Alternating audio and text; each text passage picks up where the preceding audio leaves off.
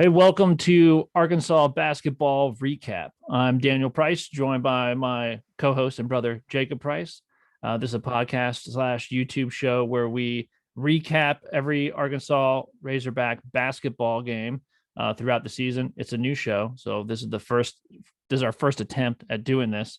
So if it's not terrible, you should hang with us because it's no doubt going to get better and better and better. So this last week, we had the first game of the season, which was against the Mercer Bears, and we're just gonna kind of jump right into this, give our thoughts. We've got sort of a couple of different things that we have planned to talk about. But initially, Jake, what were your thoughts? Well, I guess I should say this starting out. Like, one, I don't know that I've been more excited about a Razorback basketball team. I mean, since I was like really young, I mean, you're talking about like back in the 90s. We're at the height of Razorback basketball, but I'm just old enough to remember that. I mean, I'm old enough to just barely old enough to remember watching the Razorbacks win the national championship. I was a teenager at that time, and and so it's been, through our lifetime, like it's been a little bit, at the very least, up and down, with a little more up than down up until this point. And I was excited last year because after the first year of Muss, I thought that Arkansas had the right guy. I thought that he did better than expected. I thought that their record was better than the talent that he had in the force. I thought that he was going to do a good job. So I was excited. But of course, when you come off an Elite Eight run, that, I did not expect that. His second year, I expected to make the tournament, maybe win a game. I remember when we were going into the tournament and we were talking about it, and sort of, I believe your consensus on that was, we got to win a game or I'm going to be disappointed. After we win a game, like, we're just playing with house money at that point. Everything after that's gravy, right? And then to go all the way to the Elite Eight, while you wanted to win, you couldn't even feel that disappointed. I mean, you're just like thrilled that Arkansas was back on a national stage. They looked great. You felt definitely like you had the right coach in place. And then you're going into this year, and even though you lost some big pieces, and I think that as we get into this game, I think that losing those pieces, you saw that, like, we're going to try to have to figure out how to replace those roles, especially Justin Smith, in my opinion. But still, going into the season, you got all these transfers coming in, and then even before the season started, that next year you have this top 5 right now, ranked number 2 recruiting class coming in. So you're just hyped for Razorback basketball. And this is as hype as I've been. So I was pretty amped up for, tip off of the season. Yeah, I mean, I think that's why. I mean, if I'm being honest, last night was maybe a little disappointing, or at least a little reason for concern. Especially, I mean, that first half was pretty brutal. I mean, like, they looked pretty discombobulated. The offense didn't look good, and unlike the previous years, where even if, like, you're like, well, they're trying to gel, they're trying to learn the offense or whatever, the defense was always pretty unequivocal. Like, I mean, especially the 3-point line defense there for a while. I mean, I think we were like the number 1 or 2 3-point defense in the country for a little bit. And last night it was like, what is going on? Because it wasn't, I mean, it's hard to say with these things because, we may find out that they may end up being like the 5th best 3-point shooting team in the country or something. It's so early that you don't know what to think of it. But regardless of how good they actually are, because who knows, they may be good. But those shots weren't crazy 3-point contested shots. They were getting pretty darn good looks. And in this day and age, if you're going to give teams those good of looks with the kind of shooters that everybody has nowadays, you're going to lose a lot of games. You know what I mean? Because some teams are going to have those nights where they shoot 50% from the 3-point line if you give them those kind of looks, and they're going to bury you. And luckily, this team, at least we could out physical them, and it wasn't detrimental. But you won't be able to get away with that very often. You know what I mean? I felt like we sort of, I don't know. And in the post-game press conference, I mean, I heard him I heard Coach Must say that, we need to work on our defense, of course, and stuff, but I didn't really hear him say anything about why they were having such a struggle finding those shooters and why they collapsing so hard on that guy that was penetrating. Obviously, I can't remember everybody's name on that team, but that one guy with that point guard would just penetrate, and every time, like, three guys would suck in, and it seemed really undisciplined, and that was a little concerning. I mean, obviously stuff that they can fix, but a little concerning. Yeah, I mean, okay, so the reference that there was, get right into this. I mean, the reference that Musk made with the 3-pointers was he acknowledged that Chris Likes in particularly, but so he named the new guys, right? So like Likes and Tony and Umude, like they're gonna have to get better on defending the 3. And and you're talking about Chris Likes. Okay, like I mean, like the dude has. Okay, we'll talk about Chris Likes because I have actually a lot of really good things to say about Chris Likes, I think. But there's also certain things that he can't help, which is that he's the shortest guy on he's probably going to be the shortest guy on the floor in 99% of the. Yeah, he's a little short. I don't know if you know. Those announcers have got to stop every time they show him. I mean, we get it. He's short. I mean, but it's not like he's Peter Dinklage out there. It's like that every single time he did anything, they mentioned his height, and it started to get patronizing because it was like, guys, he's a Division I basketball player. He is short, but like, let's mention it one time a game. Everybody can see that he's little. You don't need to every time he scores. Like, it felt like they were patting him on the head. Like, he can score the basketball, even though it's like he's not in a wheelchair. He's just a really fast, short guy. You know what I mean? Like, yeah. Well, this is the thing that's funny. They do the same thing with Connor Vanover, right? Every time Connor Vanover is on the floor, they talk about this 7'3" guy and like, look at how tall he is, look at how big he is. It is kind of weird. This didn't happen because Connor didn't play. We can talk about that as well. But if you had Connor and him on the floor, then you might be able to say something because that might look insane. But you do have like one of the tallest guys in Division I basketball and one of the shortest guys in Division I basketball on the same team. And the announcers are never at a loss for words when they're on the floor, either one of them, because they're going to. I can't imagine what those announcers would have done if they'd have had them on the floor at the same time. I don't know if they could have handled it. They would have not known which to talk about at what time. But with Chris Likes, okay, I get it. Like, some dude's going to get some shots off over you. Like, there's not a lot that you can do about this. I mean, that doesn't mean that you can't play better defense and make those shots difficult and contest them. But here's the thing about that. That was the main reference that he made. He did talk about Chris. But Mercer scored their first 7 field goals of the game. Their first 21 points, actually their first 22 points, because one of them was a 3-pointer that they got fouled on and made the free throw. Their first 22 points were all 3-pointers and a free throw getting fouled on a 3-point. You're talking about 7 3-pointers. That's all the points. Now, dude, at some point you have to realize that they are driving to kick. Mm-hmm. I mean, if you've made no other baskets and you have 21 points, it's just all threes. I mean, here's what I would say about it too. And I think that you saw this sort of cleaned up a little bit in the second half. Arkansas wants to play like this real scramble defense. Like they want to get after it. And so that means that they're going to gamble a little bit. They want to, in the second half, you saw them get lots of strips in the lane, doing that sort of collapse. They want to do that, and they want to make everyone uncomfortable. And I'm down with that sort of helter-skelter, scramble, chaotic, just make everyone uncomfortable, scramble defense. But what you can't do is get so far out of position. So, this is sort of like when you're coaching like kids and playing basketball, you have a 2 passes away mentality, right? So if someone drives in, a guy and he's driving in from like the left side, the guy in the far right side might be able to drop down and cut that off because his guy is the farthest away. But if you have the 2 or 3 guys collapsing in and there's multiple options that aren't that many passes away for that person to kick to, they're just going to keep doing that and kicking it until you change something up.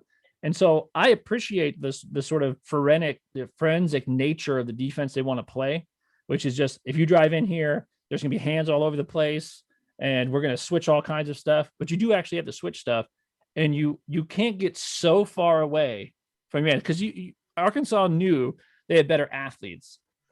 And Arkansas is and Arkansas is an athletic team. Coach Muss wants athletic guys, long dudes, guys that can run, not huge guys, but athletic guys, which means that you can take a little bit of risk when you're leaving a shooter, but you can't. There's a line there where you've removed yourself from him too much, and you're not going to be able to get back to contest that. And I think we saw some of that in the first half.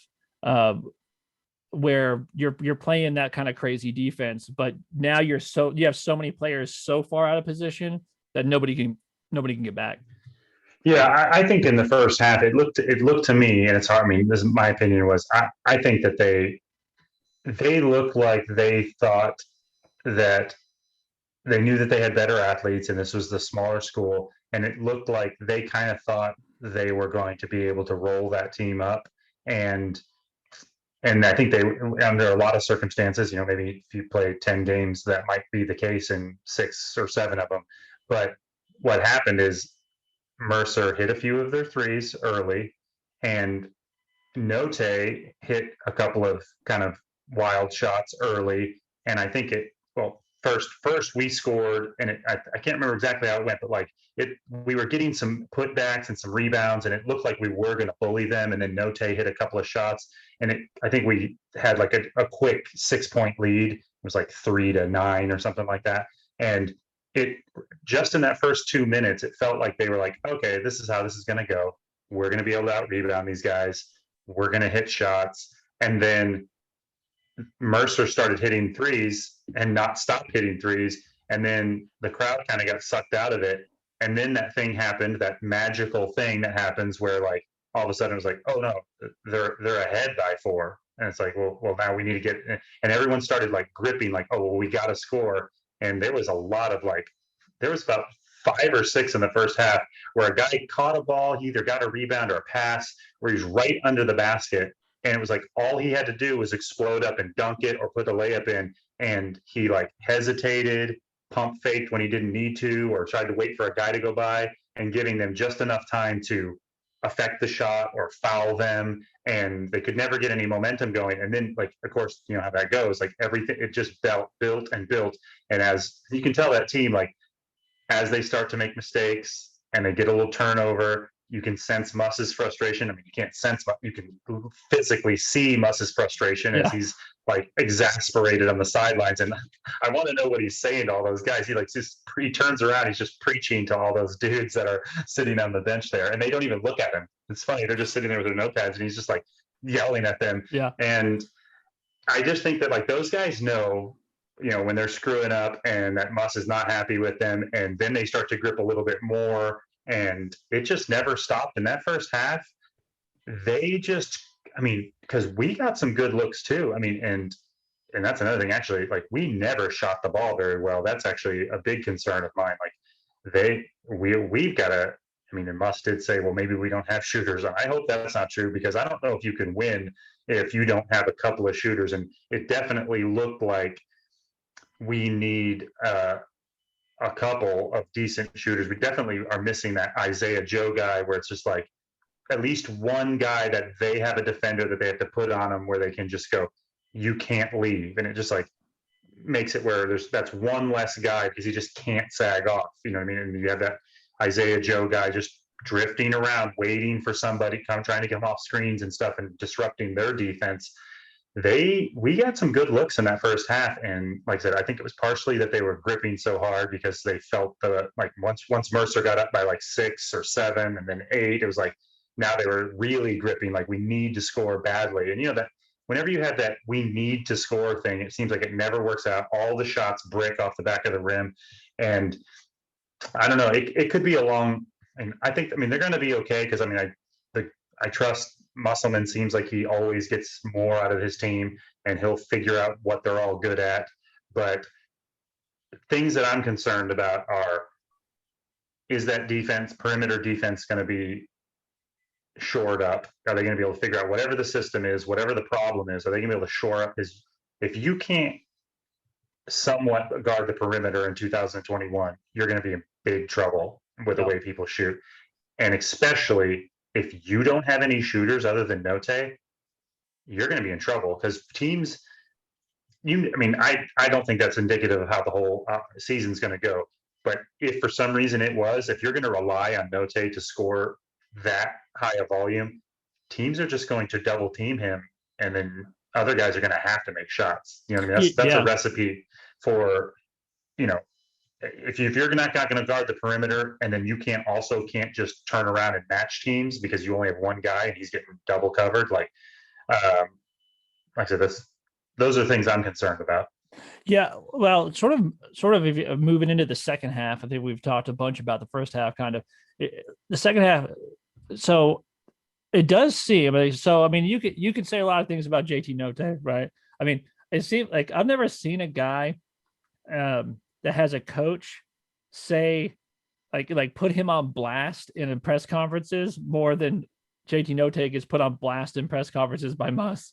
I don't know. It must say something really good about JD that Muss knows he can handle it, because Muss is always talking about his shot, his shot selection, and he's always sort of poking at him in press conferences. I have to believe that he believes that that's because JD is that talented. I think that there's no doubt that JD could put the ball in the basket. He is the guy on that team that if you have to have someone go get a shot, he's the guy to do it. Now, that being said, you are talking about a guy who, took 26 shots in that game, which is, dang near as many shots as the rest of the team took combined. But then again, he had 30 points. And you needed those shots, especially in the first half. In the first half, it was crazy. Nobody was scoring other than Tony on some putbacks and stuff like that. But if it wasn't for him, he had 15 of the first 28 or something like that. It was, if he wasn't doing that, his problem is, my man is absolutely addicted to the feeling of that ball going through and when the crowd lights up. And if he makes a crazy shot, he is a absolute addict, and he is, it's like a drug addict. You can't blame him. There's nothing he can do. If he hits a crazy shot, he's coming up the court.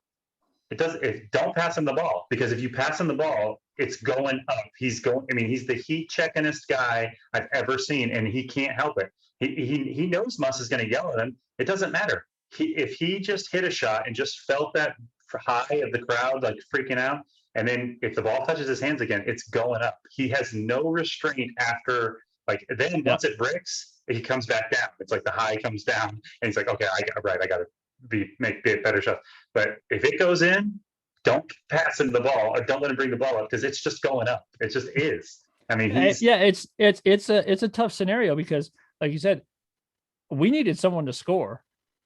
We were gripping hard, and somebody was going to have to put the ball in the basket. And so I'm glad JD put the ball in the basket. We needed him to put the ball in the basket in that situation. What you also saw in the second half, though, is they started double teaming him. He get the ball. They started hedging on him. And that might be the case.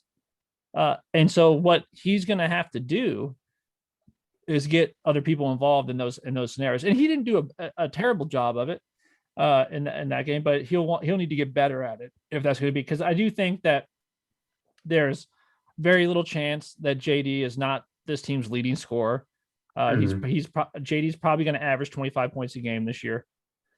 He's a volume shooter, so he's going to average 25 points a game shooting, 40% from the field.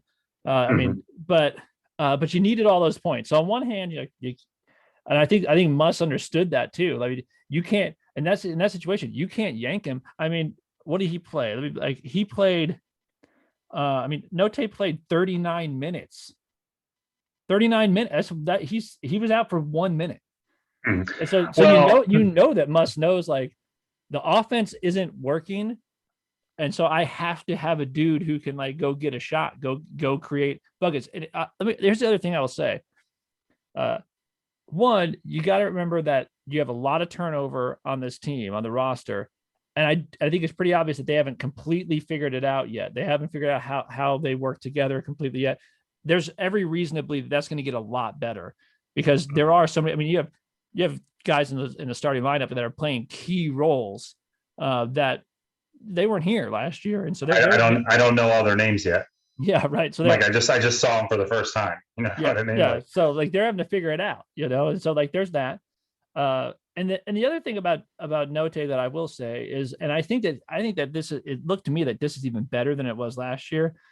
But anybody who's played basketball, like we've played ball with guys who want to go jack up shots, right? And then they don't play defense.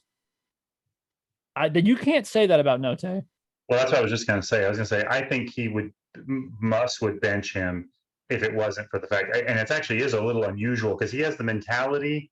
Note has the mentality of somebody like Carmelo Anthony or Allen Iverson, like those guys that are just like all about offense. And I mean, they can play, those two guys I just mentioned, they play defense in spurts, but they're not good defensive players. But James Harden has all the ability to play defense, and he does sometimes in spurts, but like the majority of the game, he's sort of mostly on offense. And Note is not that way. He has that same offensive mentality where he's addicted to shooting, but he hustles on defense. And obviously, I don't think Muss would be nearly as charitable to him if he wasn't. I mean, I don't know how many steals did Note get? He had a couple, or at least he affected a bunch. Yeah. And, let's see. I don't know if I don't think I have his. I don't have his steals on this stat sheet. But yeah, no. But he had one where where took it from two guys. Yeah, or he just ripped it away from two guys. Let's talk about this. We spent a lot of time talking about Note. Obviously, Note was crucial in that game. I love JT Note. He's just one of those players where you're like, you can't believe certain things that he does, and then he'll do other something that you can't believe in a good way. Like, I can't believe you made that. Let's talk about the second half and the turnaround before we get into maybe some specific players. I do think that game was won by turning defense into offense.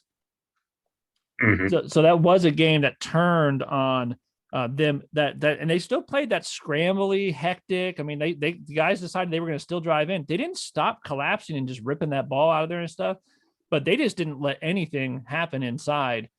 They did a little bit better at not letting as many wide open looks. Now Mercer also, they missed some that they made the first half. I was going to say they still got some looks and they missed them, but at the same time, you expect that because they shot, like, I don't know what they shot in the first half, but it was a very high 3-point percentage. I mean, it hardly missed. And so you thought you could expect them to come back down to earth, but like I said, they still got some looks. Part of that was, though, I think the momentum, the thing that got in the Hogs' head the first half,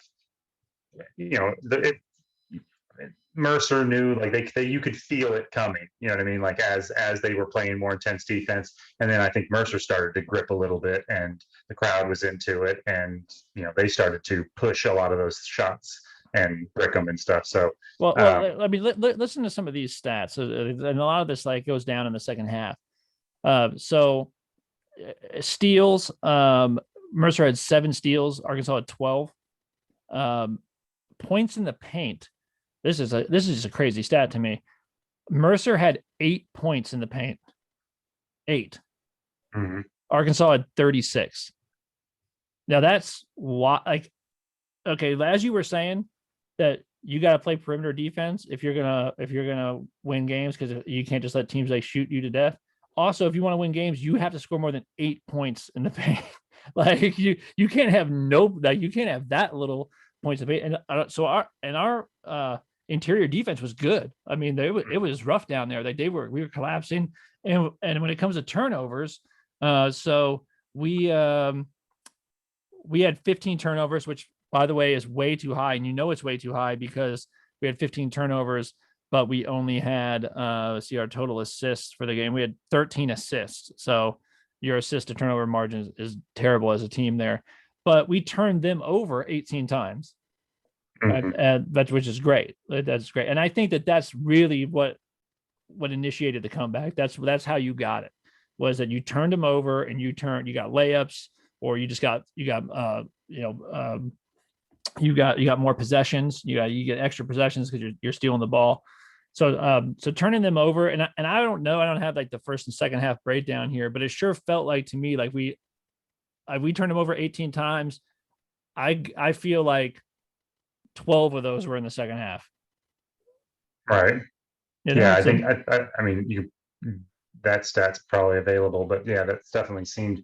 I mean, that's the one encouraging thing about if you're ever not playing well in the first half is whether it be his halftime speech and getting his team motivated, or if it's just tactical changes and changing strategy.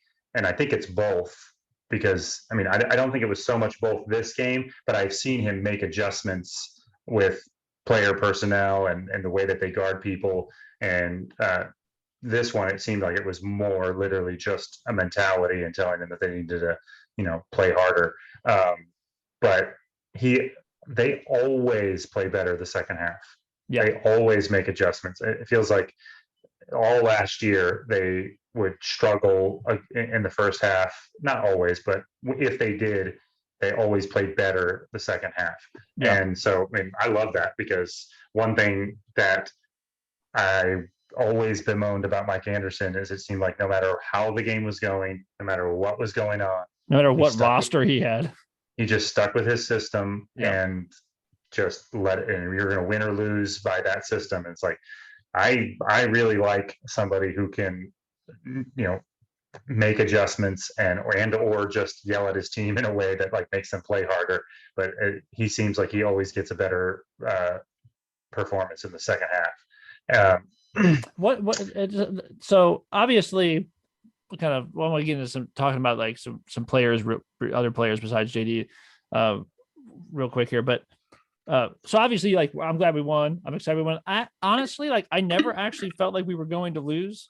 I kind of thought we were going to win the whole time, even when we were down 8. I just thought we were going to win.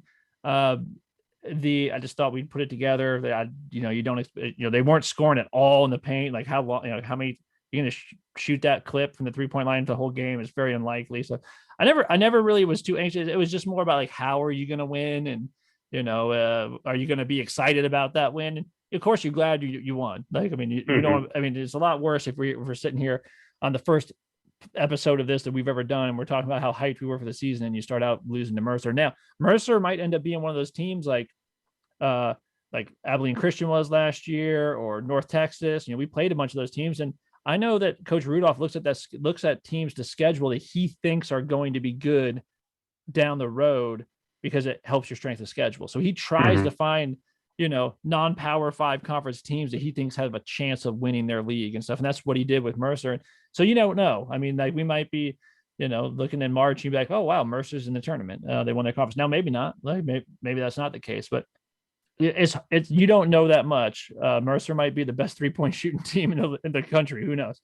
Well, that's what I was saying. I mean, and I'll feel better about that if that's the case. If in 10 games they're number 3 3-point shooting team in the country, I'll be like, oh well, maybe that's not as big a deal, But and the encouraging thing is that I'm you and I are both like this, playing basketball. I've nothing frustrates me more than teams that don't play defense. If we were, that would bug me to death if I thought we were a team that just didn't play defense. I think our perimeter defense wasn't great, but it's not because of desire or laziness or anything like that. I just think that we were out of sorts, and we were making some mistakes, but we're not a lazy team. You didn't get that impression at all. And I like being a team that you believed like our defense will get us back into this. Like we're gonna figure it out. We're gonna turn them over. We're gonna get loose balls or live ball turnovers, turn those into points, and that's what happened. So that's all very encouraging that you can amp it up on defense and decide that that's how you're going to come back and win a game. There's two things that were interesting to me. One is Devo Davis, who I'm a huge fan of. I love Devo. I loved him last year. I thought, he's the kind of guy that you kind of felt was like maybe going to take a step and was going to be like one of the big players on this team and stuff. It's not just that, and he played 34 minutes. He was in the game a ton, and played great defense. So like he was got a lot of steals and he didn't play bad. I don't think you can say that because he didn't take a shot. Mm-hmm. That is wild. Like I saw some, but he did play bad because he played good on defense. I know he was guarding their best player and stuff, but he did play bad as far as like that crazy pass, like dude, never pass behind the back. It's never a good idea. Like, I don't care that it looks cool. There's only been 3 behind the back passes in the history of basketball that were necessary. All the rest of them could have been a different pass, and you just are putting flair on something and making it more difficult and less likely to be accurate. Yeah. And it's like, and it's weird because the thing that I liked about him last year is that he seemed so like that, hard hat player. Like, he didn't seem like he was like, he never had any ego or attitude. He was just like, get out there and play defense. And if you throw me the ball on offense when I'm cutting, I'll finish. And I'll hit a game-winning shot in the NCAA tournament to put you into the Elite Eight, that kind of thing. Yeah, I honestly did think that like he could have a chance with his athleticism. He has that body like Michael Jordan, where I thought he could be one of those late blooming guys that ends up being, not obviously no one's going to be Michael Jordan, but he could be like a late bloomer that ends up being a really good professional. And like, this could be the year where like he bursts onto the scene because he had that kind of athleticism. Like I said, he's a great defender. I think it's probably that he changed his hair because now I don't think it looks as good. I thought he had the smooth Michael Jordan head. And I didn't recognize, like, who from a distance. I kept not knowing who he was because I was trying to identify him from last year. But if I were him, I'd buzz it all off. I'd go smooth head again because I think we all saw that didn't work. It's weird that he didn't take a shot. It's not that he just didn't score. Like, that would be, you'd be like, oh, he didn't play very well. He didn't score. How weird is it that he didn't shoot the ball? Like, that seems like that can't happen. He used to get a lot of rebounds too. Like, I can't believe he didn't have a putback or something. Right.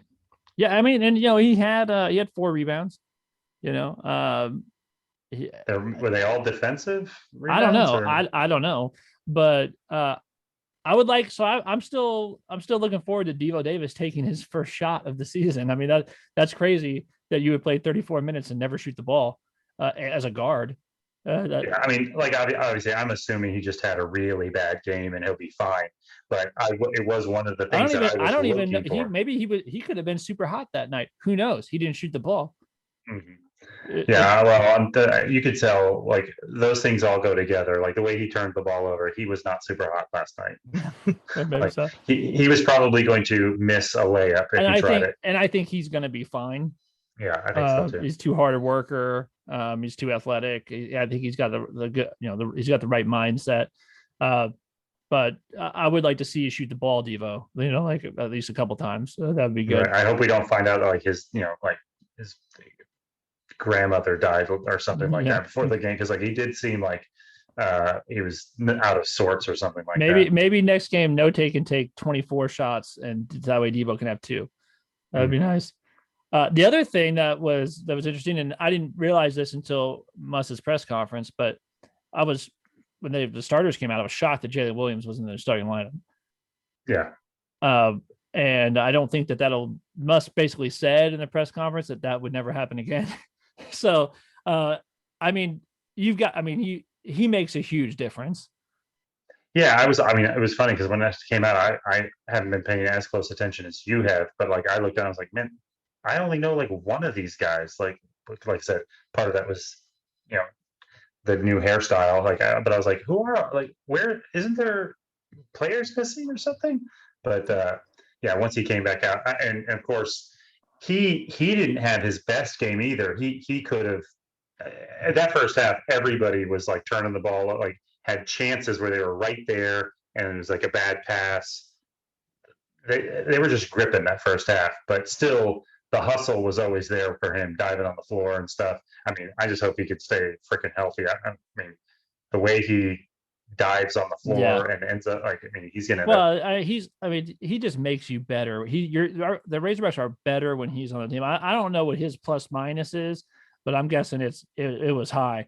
I mean, now he did play 30 minutes. So he was in, he didn't start, but he was in, he played 3/4 of the game, but he had eight rebounds, and he led the team in assists with 5 assists. So I mean, he's making you better when he's out there. He just had all kinds of hustle plays. I mean, he had the best passes of the game. He's the best passer on the floor. I mean, Musk sort of said that he was the best passer that they have. And so I was a little concerned before I listened to the press conference. Like, well, I don't know what's good. Why would you not start him? I don't know. It was interesting that they started KK Robinson, and then he only played 9 minutes. I guess maybe they were just trying to go really small because you had Note and KK out there, and then you had Davis, and then you had Tony and Amude, which is a really small lineup. You don't have like a true five out there at all, and so I don't know how I would exactly. I mean, I would assume that you're sort of, if I was putting together a starting lineup for the next game, I think I would have Devo and Note out there in the points, and I'd have Amude and Tony and Williams, and I'd that Tony and Williams be down there to clean up stuff. That brings me to another thing. I thought Tony looked great.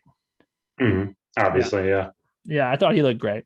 I mean, he played 37 minutes, so he played a ton, 18 points, 7 of 9 shoot. I mean, a lot of energy too. Like you can tell he's looking to get the crowd pumped up because he gets pumped when he scores and stuff. That'll be helpful. Yeah, I mean, so he's the guy that's got to fill that Justin Smith role. I mean, obviously that's him. So you're talking about a dude just scored 18 points on 7 of 9 shooting. That's great, and yanked down 11 rebounds. So you give me 18 and 11. I'm here for that all day. And, well, like you said, and Musk said like they didn't run one play for him either. That was all just rebounds and putbacks, and then Justin passing it to him, or not Justin. Justin wasn't out. Jalen, yeah. So I like the combination of Williams and Tony, for sure. I thought Amude was okay. I thought we'll see. I think there's some meshing that has to happen there, but I think he'll be all right. He didn't play as much as I would have thought. I mean, he only played 17 minutes, so he didn't play as much as I would have maybe thought that he was going to. Chris Likes played 26 minutes, so he didn't start, but he played more. And I know we had said some stuff about Likes being. The announcers were very clear that he was short, but I think that Likes. I think at this point, it's pretty clear that you have to start Note. Like Note is not going to come off the bench and be the sixth man and be that guy that brings you energy. He's not the scoring punch off the bench. You could do that, when you had Moody and you had Justin Smith. You could do some of that stuff, but I think you need Note in the starting lineup. But I do think that Chris Likes can be that sort of guy, because I do think that he brings a lot of energy to the floor, and he can score. He had 16 points off the bench. I do think you need somebody to do that. And now I know that he's a dude that has started for a long time, started at Miami. He scored a lot of points in his career. Hopefully he's down with that role, because I do think that that's the best role to put him in. I think him coming off the bench, not because he's not one of the 5 best players, he very well might be, but you need somebody coming off the bench to do what Note did last year, and I think he's the perfect guy to do it. Well, I mean, sort of to summarize and maybe to wind down, I mean, me, the ever pessimistic outlook, like that is how this is going to go for people who don't know. this guy's the most pessimistic dude ever. This glass right here is entirely empty. And so I have to, and I'm not like the most optimistic guy, but in this situation, I'm gonna have to. I'm sure this season I'm gonna have to be more optimistic than I even naturally am, just to counteract the negativity. Yeah, because if I'm being honest, I'm very concerned about, like I said, I think that they can fix the defense. Obviously, that you can always fix the defense unless you just don't like the defensive problem is that you don't have a center and like you just get smoked on the glass or something like that. Yeah. But you can always fix perimeter defense. That's just a hustle and strategy, but and game filming the other team and all that. But And it's also it's being disciplined. yes, and knowing the system and just I mean Muss is obviously knows what to do on defense. That can be taught. The thing that I'm concerned about is part of that trepidation in the first half and the way they were gripping is it didn't look like anybody knew who should take a shot. And nobody really wanted to take a shot other than Note, who wanted to take all the shots. But I mean, they're missing that. That you usually have like the three guys that are like the guys that you might try to work plays for and try to get them shots. And then you have the two guys that are the hustle guys that are rebounding and setting screens. And even with likes, like he didn't. I mean, and like I said, I don't think he had the best game ever, even though, I mean, he still scored like, what, 14 points? 16 points. Yeah. Yeah. I mean, so he was okay. I mean, but, I mean, did he have 6 free throws on fouled 3-pointers? Yeah. So, I mean, he was, in the second half, he was a big part of that comeback. A lot of it was just energy. I mean, like he was, but he didn't show a lot. I do like He his didn't show a fearlessness. lot on offense. No, I do, but I do like. Here's the thing: like, you got to have somebody who's willing to drive into the paint and initiate contact and get to the line. And he might be the most willing guy to do that on the team. Yeah, but the reason I'm concerned is because, like I said, I'm sure he'll be better. Obviously, he has a history of scoring, so he'll shoot better. But other than Note, nobody on that team shot the ball very well, and you have to be able to shoot the ball these days. And the other thing is, like, they don't, including Note. I didn't see anybody that had that point guard mentality. Like, now I know that hopefully Likes can bring some of that, and hopefully, they'll get better performances out of a lot of those players. But they don't have a pure passer. You know what I mean? Like, and they don't even have a guy that like penetrates that's really dangerous that everybody draws to other than Note. And Note's not a passer. I mean, not only is he not, is that not his psychological makeup where he's looking for a pass, but we've talked about this a lot. Like there's more to passing than just wanting to. That passing is a talent. It's a skill like shooting, and it's a mental thing with court awareness and knowing where the spacing is, so you know where to find guys. And then it's accuracy of pass, knowing when to put the bounce on it, when to go over the top, like hitting. I mean, that's why like LeBron James, one of his best skills is that guy's a great passer, and he hits people in the pocket when he passes it to them. And as somebody who, I have one of the 3 things you need to be a good passer, and that is the willingness to want to pass to people and not be a bog. The other 2 I don't have. I don't have that mind where I just instinctively know where everybody is, and I don't have a skill as a talented passer. I'm most likely, if I do see you wide open, you're probably going to catch the ball up here. If I'm driving in, I'm going to throw it. Like, I just don't have that skill to hit people on the money where they can put it up. And that worries me for like, there's not a guy on that team that you don't have that dude that just drops dimes all over the place. I mean, maybe they do, and they just didn't. I mean, it's one game, so maybe they do, and they just didn't show it. Maybe maybe they'll present themselves, and maybe you don't have to have a guy. Maybe they'll work the ball as a team.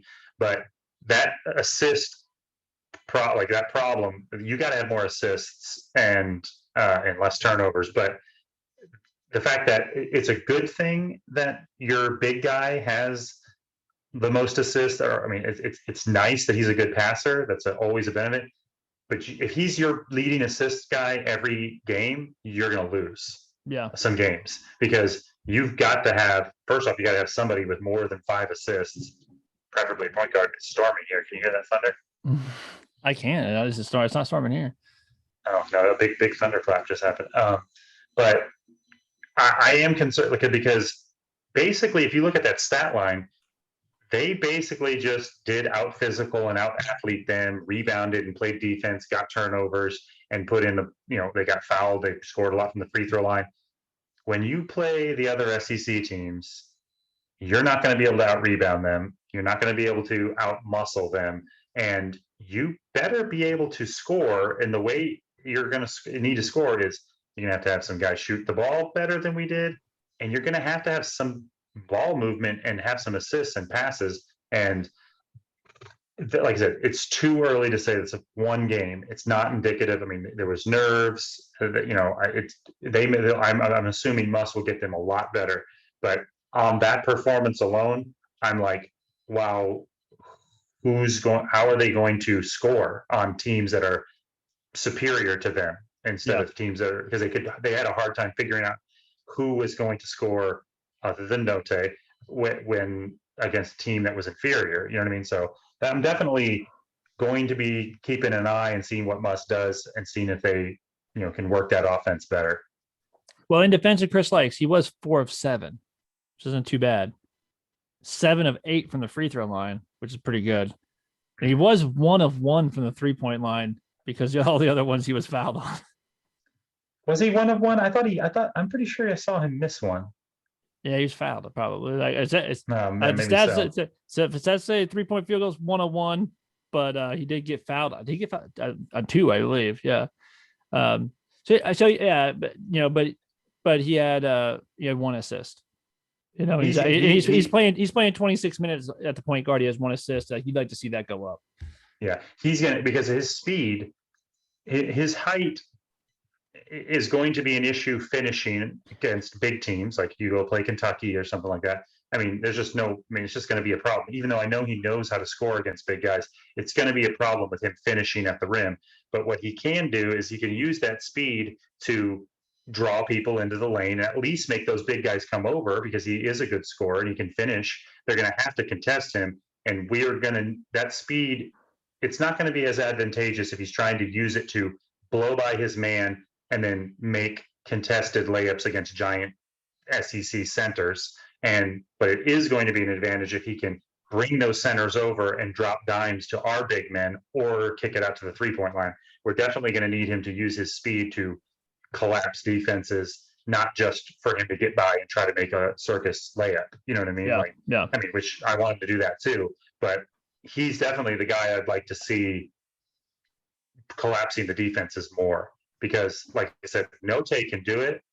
I just don't expect it to happen. Like I said, I'm not blaming Note. Like I said, I don't have those skills, but I almost think like if you got Note, you almost, because of his makeup, you almost don't want him to cloud his brain with like trying to learn how to be a better passer because you're afraid it'll disrupt his. He's got a basket mentality. He's like thinking to shoot all the time. And if he drives and he's thinking, and he clouds that with like, what should I do? I just don't think he's a pure passer. So I think it'll be actually maybe be bad for him to try to pass the ball instead of just score. You know what I mean? We need somebody else to be like, who is our point guard, like our main point guard right now? They started KK, and I don't know if he was playing true point guard, but it seemed like that's kind of what it was. Muss said leading up into the season, both exhibition games, he said like our problem is we don't have a point guard. I mean, he's said this for 10 days now, that like we haven't got this point guard thing figured out. I think he would like Devo to be their point guard. And I think Devo is probably the best candidate for it. We'll see. We'll see how that works. I would love that. I would like him to too, because I thought he had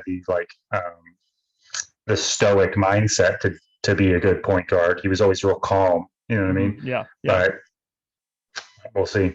We'll see. All right. Well, as we wrap it up here, because I think we went a little longer than we even thought we were going to go.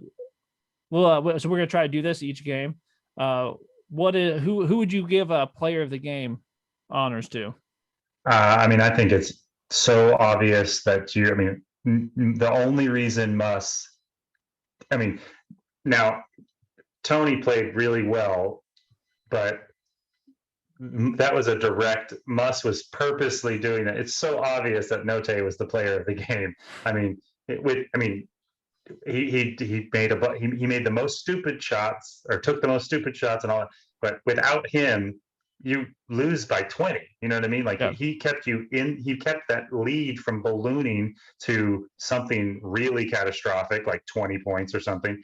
And even the whole game, like his defense, his scoring. I mean, now because he did make some stupid plays, Muss gave it to the hardworking guy, but that was. I mean, that felt like a very intentional. They asked, like, who do you think? And he's like, oh, he's by far, unequivocally the player of the game. It's like, that was definitely a message to Note that he did not like some of his, shot selection.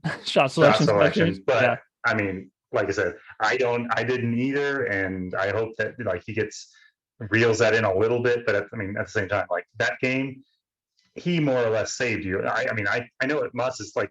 Muss is thinking, if that is what it takes to win every time, is Note shooting 26 shots, including a bunch of crazy ones, we're going to lose a lot of games. You know what I mean? Like he doesn't want to justify that game by like saying, oh yeah, he's the player of the game, because he doesn't want that to be how they win every game. And if you want to say like, I agree with you. I think that like in this case, and we are not two guys that are like sitting there like, well, let's look at the box score. Who had the most points? That's the player of the game. Neither of us are built like that at all. However, and most of the time, like I'm going to give it to the dude with 18 points and 11 rebounds, because I'm like, well, it's the guy with the double. It's the guy. I mean, and if you were to ask me, watching this team for the first real game, who I'm most encouraged by, it would be Tony. I would say like I like what I saw there, and I think like he's going to play a huge. Like, he's extremely important, I think, to the success, the success of this team. But in this particular game, not because of the performance, but because of how the game went, it's Note. Because like when you had to have buckets to keep you in the game, he's just the guy that got you the buckets. I mean, you can't win this game if he doesn't just say, well, get on my back, boys. I'm gonna launch up shots and keep it close until we can get our defense to turn this team over some. Even in the second half, when they were starting to try to double him and stuff, even that is like beneficial. You know what I mean? Like that helped. I feel like that helped all the guys get a few better shots, because even when you pass out of that double team, they'd have to at least scramble a little. You know what I mean? Yeah. I think it was, but overall, like we'll see. Like it makes it. It's going to be interesting to see if they can, improve, because that wasn't the best thing. But. No. Well, all right, guys. Thanks for watching it. If you hung out this long, make sure that you subscribe to the YouTube channel, like the video. Maybe if you did enjoy it and you're like, hey, this is fun, maybe tell some of your friends that like Razorback basketball and stuff, that you checked out a show and that you thought it was interesting, because right now it's just us and you right now. So go ahead and do that, and we'll be back after Saturday's game against Garden Webb. And we'll break that down and give you our thoughts. But thanks for hanging out, and we'll see you next time. All right. See you, dude.